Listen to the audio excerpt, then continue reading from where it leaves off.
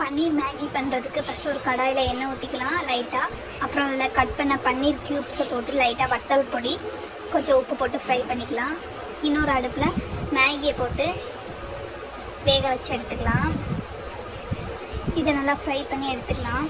எடுத்து தனியாக வச்சுக்கலாம். அப்புறம் வேக வச்சு மேகி எடுத்து தனியாக ஒரு இதில் வச்சுட்டு அப்புறம் அதே கடாயில் கொஞ்சம் எண்ணெய் ஊற்றி வெங்காயம் நம்மளுக்கு பிடித்தமான காய்கறி எல்லாத்தையும் போட்டு நல்லா ஃப்ரை பண்ணிக்கலாம்.